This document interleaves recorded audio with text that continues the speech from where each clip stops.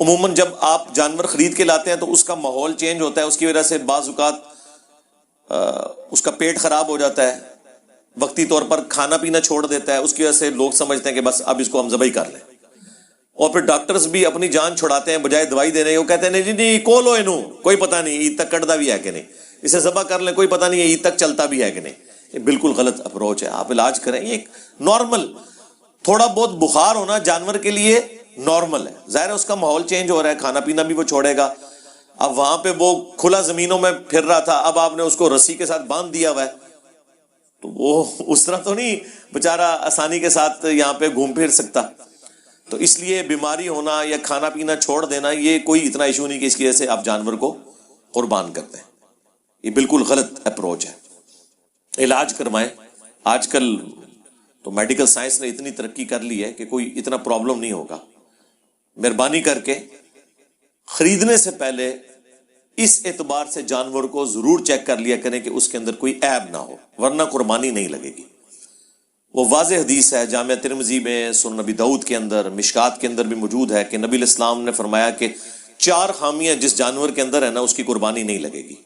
Number 1 لنگڑا، ٹانگ ٹوٹی ہوئی۔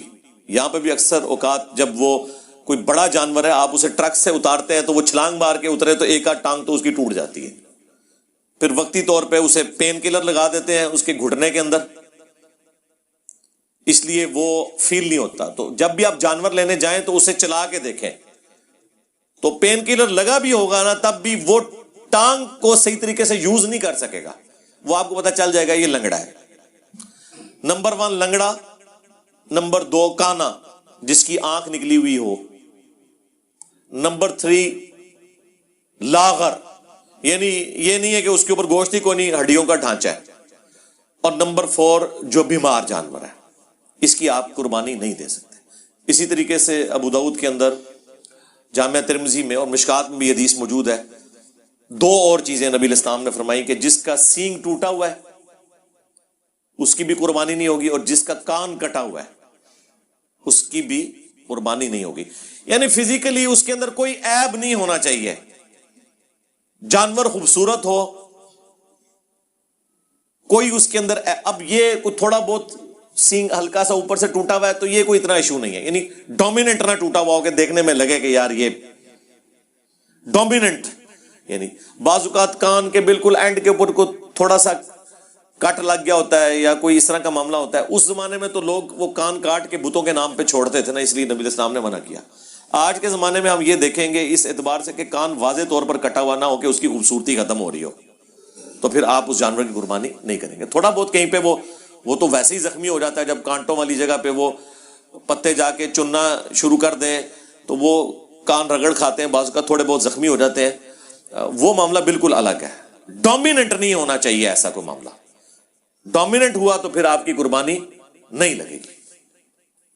یہ ساری احتیاطیں آپ نے کرنی ہیں جانور خریدتے وقت۔ اب آپ خرید کر لے آئے، بعد میں بیمار ہو گیا، یا اسے بچے گھمانے کے لیے لے کے جا رہے تھے اور وہ رسی چھڑا کے بھاگا، کہیں پہ ٹھک گیا، بعض اوقات وہ پل سے نیچے بھی گر پڑتے ہیں۔ اب پل سے نیچے گر پڑا تو ظاہر ہے کہ وہ تو پھر اتنا زیادہ زخمی ہوگا کہ اس کے بچنے کے چانسز نہیں ہیں، تو آپ پھر اسے قربان کر لیں عید سے پہلے ہی، آپ کی قربانی ہوگی، نیا جانور خریدنے کی ضرورت نہیں ہے۔ اس کے ثبوت میں سن کبرا البیہقی کے اندر سیدنا عبداللہ ابن زبیر صحابی رسول صلی اللہ علیہ وآلہ وسلم ورضی اللہ تعالیٰ عنہ کا قول موجود ہے۔ وہ ایک جگہ سے گزرے تو انہوں نے ایک اونٹنی دیکھی جو ایک آنکھ سے کانی تھی، تو رک گئے اور انہوں نے فرمایا کہ اگر تو یہ اونٹنی خریدنے سے پہلے کی کانی ہے پھر تو تمہاری قربانی نہیں لگے گی، نیا جانور خریدو، اور اگر یہ اس کے اندر عیب خریدنے کے بعد پیدا ہوا ہے تو پھر تمہاری قربانی درست ہے۔ یہ بالکل واضح عبداللہ ابن زبیر کی حدیث موقوفاً سنن کبریٰ البیہقی کے اندر، اس کو سپورٹیو المصنف ابن ابی شیبہ میں، مصنف عبد الرزاق کے اندر امام زہری کا فتویٰ بھی موجود ہے، سیم اسی طرح کے الفاظ کے ساتھ کہ اگر عیب بعد میں پیدا ہوا ہے تو پھر قربانی درست ہے، اگر وہ پہلے کا تھا تو پھر قربانی درست نہیں ہے. بہرحال یہ عبداللہ ابن زبیر نے ایک کلیئر کٹ بات بتا دی. بس اس میں اب جتنے عیب ہیں، اگر جانور خریدنے کے بعد سینگ ٹوٹا، یا وہ بیمار ہو گیا، یا وہ لنگڑا ہو گیا، یا اسے کوئی زخم آ گیا، تو ان تمام جانوروں کی قربانی درست ہوگی. اور اس میں بھی اگر زیادہ سویر کنڈیشن آ جائے تو آپ قربانی سے پہلے بھی اسے قربان کر سکتے ہیں، اور اس کا مصرف بھی گوشت کا وہی ہوگا جس طرح عام قربانی کا ہے. تو آپ بھلے 2 دن پہلے ہے تو ٹھیک ہے، پھر فریج میں رکھ لیں اور قربانی والے دن بانٹ دیں، کیونکہ اگر پہلے بانٹا لوگ کہیں گے پتہ نہیں بیمار جانور کا گوشت ہی دے گئے، یہ بھی خطرہ لگا رہتا ہے نا. تو پاکستان میں تو آپ جتنا بھونتے ہیں نا گوشت کو، تو عموماً جتنے اس قسم کے وائرسز ہیں وہ ختم ہو جاتے ہیں، الا یہ کہ کوئی کرٹیکل وائرس ہو، وہ بھی ڈاکٹرز بتائیں گے جن کی فیلڈ ہے اس حوالے سے کہ کوئی ایسا معاملہ. عموماً جو عام بیماریاں جانوروں کو لگتی ہیں نا، تو وہ جانور جب آپ قربان کرتے ہیں اس کے بعد گوشت جب آپ پکا کے کھا لیتے ہیں تو بیکٹیریاز وائرسز ختم ہو جاتے ہیں. کوئی ایشو اس حوالے سے نہیں رہتا. کیونکہ اس سال تو میں نے کئی ہمارے جاننے والے ہیں جن کے بیل پہلے ہی ذبح ہو گئے ہیں، اسی طریقے سے بکرے ذبح ہو گئے ہیں مختلف قسم کی بیماریوں کی وجہ سے، اور وہ پھر ٹینشن میں کہ نہیں جی اب ہم جانور نیا خریدے ہیں نا. ایون یہ بھی ہو سکتا ہے کہ جانور آپ نے خریدا اور بھاگ گیا، تب بھی آپ کی قربانی ہوگی. آپ نے تو اللہ کی راہ میں دے دیا نا. وہ سورۃ الحج میں اللہ تعالیٰ کا واضح فتویٰ ہے کہ اللہ تعالیٰ کو تمہاری قربانیوں کا نہ گوشت پہنچتا ہے نہ خون پہنچتا ہے، بلکہ اللہ تعالیٰ تو دلوں کے تقوی کو دیکھتا ہے. یعنی یہ گوشت اور خون بھی نہیں اللہ کو چاہیے، لیکن اس دن خون بہانا یہ سنت ابراہیمی ہے، وہ آپ نے کرنا ہے. یہ نہیں ہو سکتا کہ آپ قربانی کے حصے کے پیسے کسی غریب کو دے دیں، نہیں، وہ آپ دیں الگ سے، اور اس کو آپ قربان کر کے غریب کو گوشت دیں، کیونکہ سنت ابراہیمی کو پورا کرنا ہے. یہ شعار اسلام ہے. آج کی ڈیٹ کے اندر ہم لوگ کیا مساجد کے اندر جب نماز پڑھنے جاتے ہیں، خصوصاً یورپ اور امریکہ میں، تو اذان کی آواز سے جاتے ہیں، گھڑی کو دیکھ کے جا رہے ہوتے ہیں. تو اذان کی پریکٹیکل ضرورت اب باقی نہیں رہی، لیکن کسی کی جرت ہے کہ اذان ختم کروا دے؟ نہیں. یہ اسلام کی نشانی ہے، ان کو شعار کہا جاتا ہے، نشانیاں اللہ کی. ان الصفا والمروہ من شعائر اللہ، صفا اور مروہ اللہ کی نشانیوں میں سے. بلکہ سورۃ الحج میں تو اللہ تعالیٰ نے قربانی کے جانوروں کو بھی کہا کہ یہ بھی اللہ تعالیٰ کی نشانی ہے، جو ہدی کے جانور لے کے جاتے تھے حج کے موقع کے اوپر. تو یہ آپ ختم نہیں کر سکتے. اسی طریقے سے صحیح بخاری میں آتا ہے کہ رمل سٹارٹ اس طرح ہوا تھا، یعنی احرام کی حالت میں جو طواف کعبہ کیا جاتا ہے عمرے یا حج کے لیے، عام طواف نہیں جو احرام کی حالت میں ہوتا ہے، اس میں پہلے 3 چکر میں آپ نے چادر کو اپنے دائیں کندھے کے نیچے سے گزار کے یوں کرنا ہے، اس کو ننگا رکھنا ہے مرد کے لیے، اور تھوڑا سا اکڑ کر چلنا ہے اور چھوٹے چھوٹے قدموں کے ساتھ تیز چلنا ہے پہلے 3 چکر کے اندر. اسے رمل کہا جاتا ہے.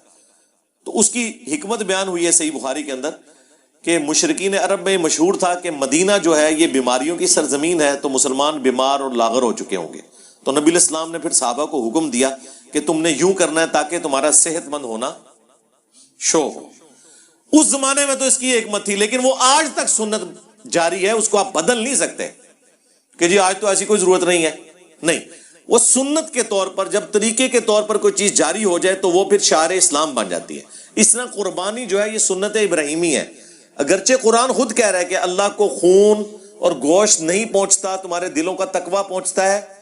اب اس سے کوئی یہ رزلٹ نہیں نکال سکتا کہ جی ٹھیک ہے پھر تو ذبح کرنے کی ضرورت ہی نہیں ہے، وہ پیسے کسی غریب کو دے دیے جائیں. نہیں، اللہ تعالیٰ اس سے مراد یہ لے رہا ہے کہ اللہ کو گوشت اور خون نہیں چاہیے. جس طرح وہ یونان کے دیوتاؤں کے بارے میں مشہور تھا نا کہ ان کے جا کے تھانوں پہ آپ قربانی کریں گے تو وہ خوش ہوگا، تو یہ کرے گا. اللہ تعالیٰ نے ان چیزوں کو بیسیکلی کنڈیم کیا ہے کہ اللہ نے تو نہ اس کو خون پینا ہے، نعوذ باللہ، نہ اسے گوشت کھانا ہے. اللہ تمہارے دلوں کے تقوی کو دیکھ رہا ہے کہ تم ہمارے پیغمبر کی سنت پر، سنت ابراہیمی پر علیہ السلام عمل کرتے ہو یا نہیں کرتے. یہ بیسیکلی بتانے کا مقصد تھا. تو اس دن آپ قربانی کریں. اور سورہ حج میں آیا کہ 3 کیٹیگریز میں گوشت کو ڈیوائیڈ کرنا ہے، یعنی ایک پریفریبل ہے غریبوں اور مسکینوں کو دیں، رشتہ داروں کو دیں، اور خود بھی استعمال کریں. اور اس میں مسلم اور غیر مسلم کی بھی کوئی تفریق نہیں ہے، آپ کسی کو بھی دے سکتے ہیں. اس دن جو لوگ مانگنے آتے ہیں سب کو کچھ نہ کچھ دے کر بھیجا کریں. انہوں نے کون سا روزانہ آنا ہوتا ہے، سال کے بعد آتے ہیں. تو آپ قربانی کریں. یہ نہیں ہے کہ اچھا گوشت تھوڑا سا سائڈ پہ کر کے اپنے لیے کر دیا اور باقی گوشت جی میں نے اپنا زیادہ گوشت اللہ کی راہ میں دیا ہے. وہ زیادہ دیا آپ نے ناقص والا. ہاں جی، جس کا بہترین قیمہ نکلنا تھا وہ تو آپ نے سائڈ پہ کر لیا. ران کا گوشت آپ نے سائڈ پہ کر لیا. لن تنالوا البر حتى تنفقوا مما تحبون. تم نیکی کے اعلیٰ درجے کو اس وقت تک پہنچ ہی نہیں سکتے جب تک کہ اپنی پسندیدہ چیزیں اللہ کی راہ میں قربان نہ کر دو. پسندیدہ چیز خوبصورت جانور ہو، لیکن اس میں ریاکاری نہ ہو کہ جی یہ امریکن بیل ہے جی 30 لاکھ کا ہے، اس میں چپ بھی فٹ ہے. ہاں 3 لاکھ بھی گئے، قربانی بھی گئی. ہاں ریاکاری ہوگی نا.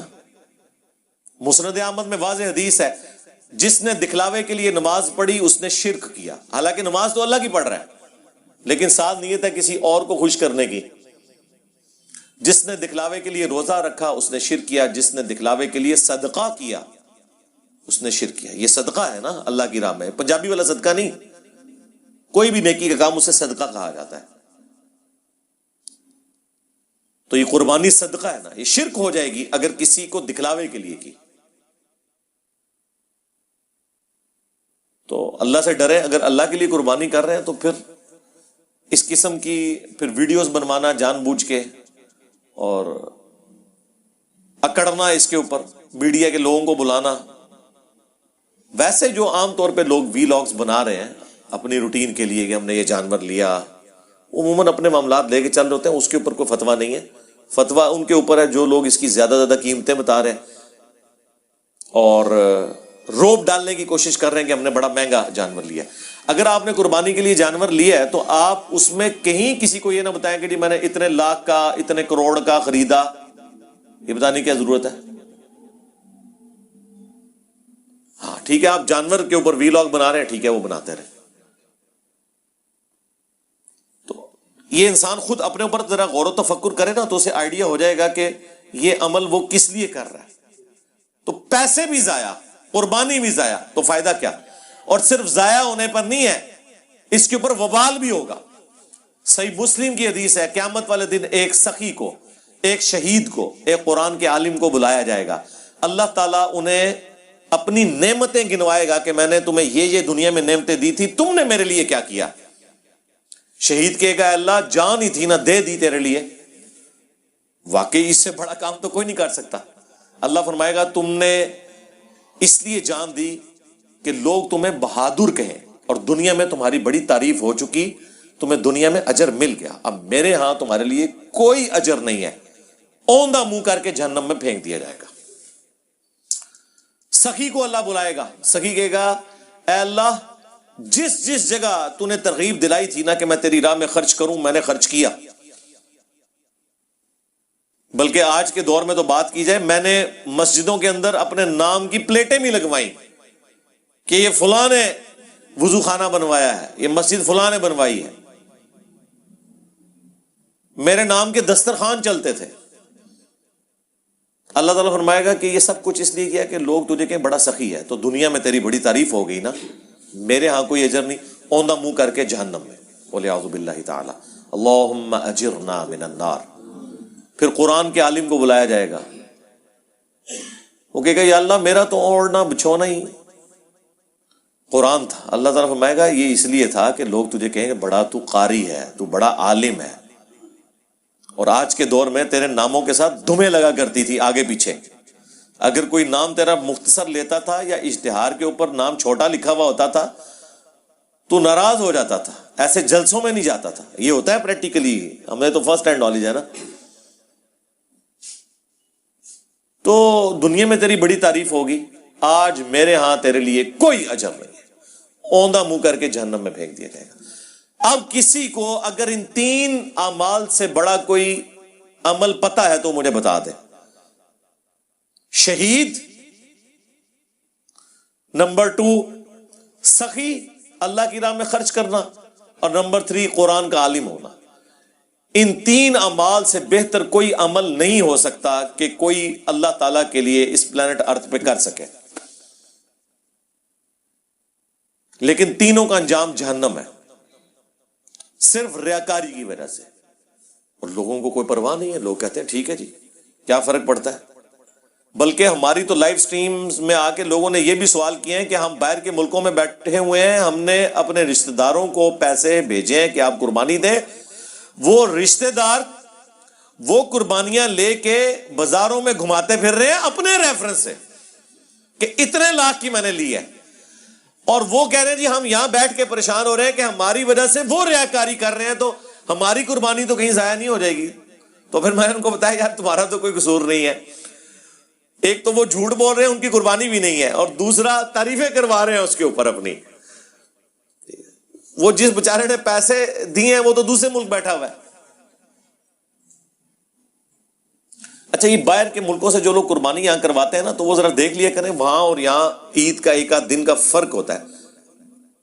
ویسے اس میں کوئی مسئلہ نہیں ہے، یہاں پر تو یہاں کا حکم لگے گا، لیکن پھر بھی اگر کسی نے وہم نکالنا ہے نا تو اس اعتبار سے دیکھ لیں، اگر پہلا دن آپ کو سوٹ کرتا ہے یعنی پیرلل میں دونوں طرف وہ دن موجود ہو۔ ویسے یہ میں آپ کو احتیاطاً بتا رہا ہوں، اس کا یعنی اس دین سے کوئی اس حوالے سے تعلق نہیں ہے۔ جس جگہ آپ نے قربانی کے لیے پیسے دیے وہیں کا چاند شمار ہوگا، وہیں کے عید کے دن شمار ہوں گے۔ قربانی کے 3 دن ہیں، وہ عبداللہ ابن عمر کا قول موجود ہے الموطا امام مالک کے اندر کہ قربانی عید کے بعد 2 دن تک درست ہے۔ عید کا ایک ہی دن ہوتا ہے، بڑی عید کا بھی۔ یہ 3 دن ایام النہر ہوتے ہیں قربانی کے 3 دن ہیں، عید کا ایک دن ہے 10 ذوالحجہ جس دن آپ عید کی نماز بھی پڑھتے ہیں۔ 11 اور 12 قربانی کے دن ہیں۔ الموطا امام مالک میں مولا علی علیہ السلام کے حوالے سے بھی موجود ہے۔ باقی وہ جو روایت ہے مسند احمد کے اندر، باقی کتابوں میں وہ منقطع روایت ہے، اس کے اوپر میری الگ سے ویڈیوز آ چکی ہیں۔ سوائے امام شافعی کے باقی پوری امت کا اتفاق ہے، حنفی ہوں، مالکی ہوں، حنبلی ہوں، اہل حدیث ہوں، شیعہ ہوں، اثنا عشری شیعہ ہوں، باقی سب کے نزدیک قربانی 3 دن تک ہے، 10، 11 اور 12۔ البتہ جو ایام تشریق ہیں ان میں تکبیرات آپ نے پڑھنی ہیں، وہ 4 ایام تشریق ہیں پلس ایک حج کا دن، یعنی 9 ذوالحجہ کی صبح سے لے کر 13 کی عصر تک آپ نے تکبیرات پڑھنی ہے۔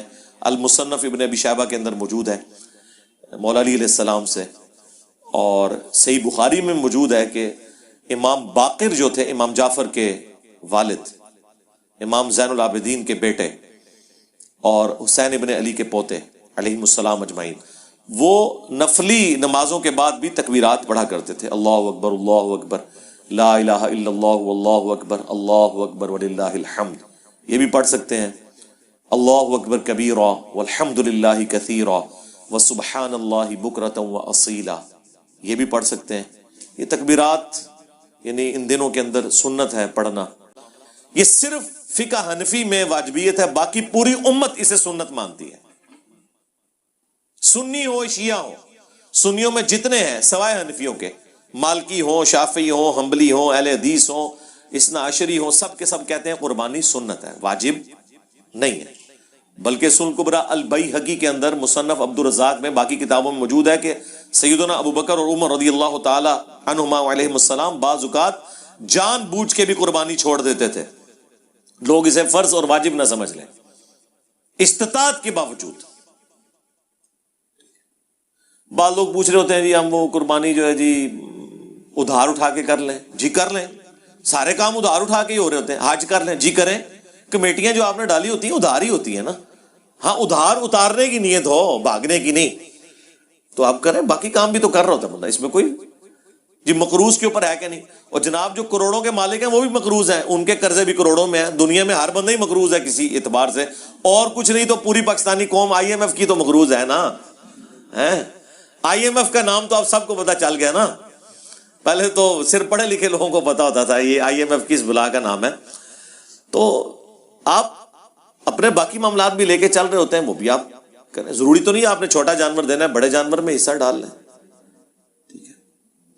گائے کے اندر صحیح مسلم میں آیا کہ 7 لوگ شریک ہو سکتے ہیں، اور اونٹ کے اندر 7 لوگ۔ ترمذی میں ایک روایت ہے کہ اونٹ میں 10 لوگ بھی شریک ہو سکتے ہیں۔ پھر علماء نے اس کی تطبیق یہ کی ہے کہ اگر حج کی قربانی ہے نا، وہ حج کی قربانی الگ سے ہوتی ہے، حج تمتع، تو اس میں گائے میں اور اونٹ میں 7 لوگ شریک ہوں۔ ہاں جو عید قرباں ہے اس میں اونٹ میں 10 ہو سکتے ہیں، گائے میں بہرحال 7 ہی ہیں، اور یہ زیادہ سے زیادہ ہے، ایک بندہ بھی ایک گائے دے سکتا ہے، 2 بندے مل کے بھی گائے دے سکتے ہیں، وہ 7 اسے کرنا ضروری نہیں ہے۔ باقی رہ گیا بکرا، مینڈھا، یہ چیزیں یہ ایک بندے کی طرف سے یا ایک فیملی کی طرف سے ایک ہوگی۔ ایک چولہا گھر میں جو جل رہا ہے نا، یہاں پہ وہ کہتے ہیں نہیں جی وہ بیوی الگ سے دے گی اور خامند الگ سے دے گا اگر وہ صاحب استطاعت ہے۔ جب چولہا کمبائنڈ ہے تو ایک فیملی کی طرف سے ایک قربانی کافی ہے۔ سنن ابن ماجہ میں واضح حدیث موجود ہے کہ نبی الاسلام کے زمانے میں صحابہ کرام ایک فیملی کی طرف سے ایک ہی قربانی دیا کرتے تھے۔ پھر اللہ نے جب وسعت دی تو دیکھا دیکھی لوگ 2 3 شروع ہو گئے، اور وہ صحابی کہتے ہیں اب ہمیں بھی مجبوراً دینی پڑتی ہیں، کیونکہ پھر محلے والے کہتے ہیں جناب یہ کنجوس ہیں۔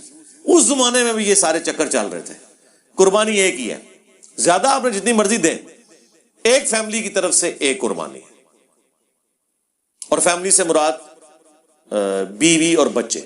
اگر 5 بھائی اکٹھے رہ رہے ہیں تو 5 فیملی ہیں، یہ نہیں ہے کہ وہ کہیں گے جی ہم سارے لا کے جیب خرچہ جو ہے وہ والد صاحب کو دیتے ہیں، تو لیکن وہ 5 فیملیز ہیں، وہ الگ سے اپنی اپنی قربانی دیں گے۔ ہاں ایک گائے لے لیں 5 مل کے، اور اس میں 5 حصے رکھ لیں، 7 تو زیادہ ہے نا، 5 بھی رکھ سکتے ہیں، تو وہ اللہ تعالیٰ نے آپ کو اجازت دی ہوئی ہے۔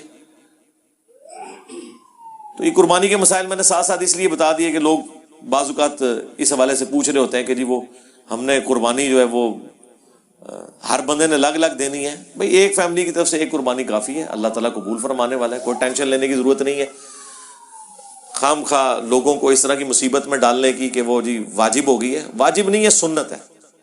میں نے تو الحمدللہ کبھی قربانی چھوڑی نہیں ہے، کیونکہ سنن ابن ماجہ میں حدیث ہے، المستدرک للحاکم میں بھی ہے، امام حاکم نے صحیح کہا، امام ذہبی نے موافقت کی کہ جو شخص استطاعت کے باوجود قربانی نہ دے وہ ہماری عیدگاہوں کے قریب مت آئے، یعنی اس کے اندر وعید ہے نبی اسلام کی طرف سے، اس وجہ سے اسے تاکیدی سنت کے طور پر شمار کیا گیا، لیکن یہ واجبیت کے درجے میں نہیں ہے۔ تو اس طرح قربانی ضرور دیں، اور غریبوں میں بھی تقسیم کریں، خود بھی استعمال کریں، رشتہ داروں کو بھی دیں۔ باقی قربانی کے مسائل کے اوپر میں نے تفصیلی ویڈیو ریکارڈ کروا دی تھی آج سے 2 سال پہلے، مجلس نمبر 124، قربانی کے 50 سوالات قربانی سے متعلق پوری دنیا سے ہم نے کلیکٹ کیے تھے، وہ سارے ٹاپکس اس میں نے کور کیے ہوئے ہیں۔ خصی جانور کی قربانی کا مسئلہ، چوتھے دن قربانی کا مسئلہ، بھینس کی قربانی کا مسئلہ، باقی ساری کی ساری چیزیں ذوالحجہ سے متعلق تفصیلی، وہ مجلس 124 ضرور دیکھیں۔ اس کے نیچے اس کی ٹائم لائن بھی پن ہوئی ہے، اگر آپ نے اسپیسیفکلی وہ کوشچن دیکھنا ہے، الگ سے کلپس بھی اپلوڈ ہیں، آپ لکھیں گے تو انشاءاللہ تعالی وہ سارے مسائل اس حوالے سے آ جائیں گے۔ لیکن آج چونکہ ایک بڑا ایشو اس حوالے سے تھا، میں نے اس لیے اس کو ذرا تفصیلی بیان کیا تاکہ لوگوں کو یہ ٹینشن نہ ہو اس حوالے سے کہ جی ہم نے اب قربانی نہیں لینی ہے، اگر بیمار ہو گیا ہے یا مر گیا جانور، مر بھی سکتا ہے یا پہلے ہی قربان کر لیا تو کوئی ٹینشن لینے کی ضرورت نہیں ہے، اللہ تعالیٰ نے آپ کی اس قربانی کو انشاءاللہ قبول کر لینا ہے، کوئی ٹینشن نہ لیں۔ صلو علی محمد وآل محمد، اللہم صلی علی محمد وعلی آل محمد واصحاب محمد وازواج محمد اجمعین الی یوم الدین۔